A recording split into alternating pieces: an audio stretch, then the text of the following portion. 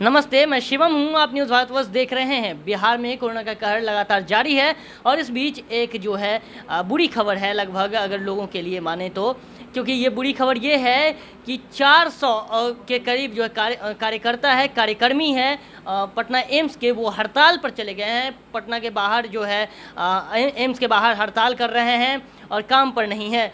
ये क्यों हो रहा है? क्योंकि कोरोना का जो आतंक है वो लगातार फैल रहा है। और आपको ये भी बता दें कि पटना का एम्स जो है वो इकलौता जो है वो डेडिकेटेड है कि केवल उसी में कोरोना का इलाज होता है।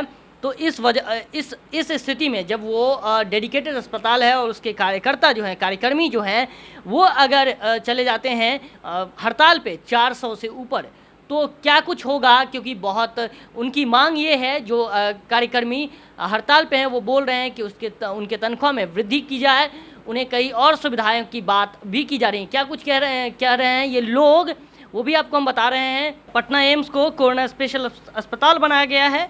यहाँ सिर्फ कोरोना के रेफ़र किए जाते हैं, कोरोना के मरीज़ ही रेफ़र किए जाते हैं।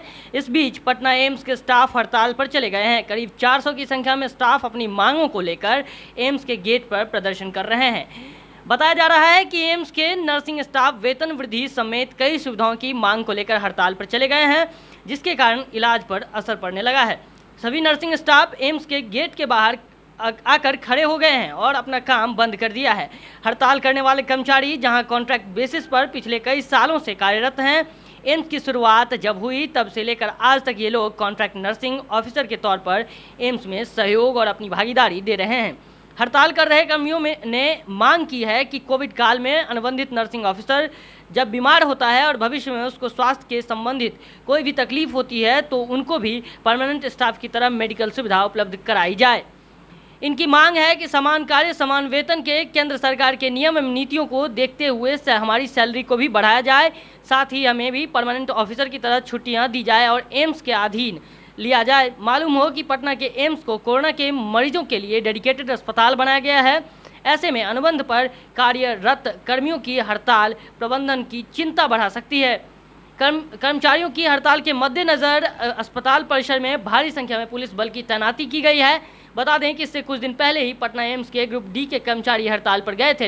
ये लोग वेतन वृद्धि के लिए हड़ताल पर थे। उन्होंने कहा कि हमारी 2 महीने की सैलरी हमें दी जाए और एम्स के स्टाफ को कोरोना पॉजिटिव होने पर और उनके परिवार को पटना एम्स में सीधे भर्ती किया जाए। उन्होंने एक आरोप लगाया था कि कोविड-19 से प्रभावित होने पर हम लोगों को और हमारे परिवारों के सदस्यों को भर्ती नहीं किया जाता है, जिसकी वजह से हमें दिक्कतों का सामना करना पड़ता है।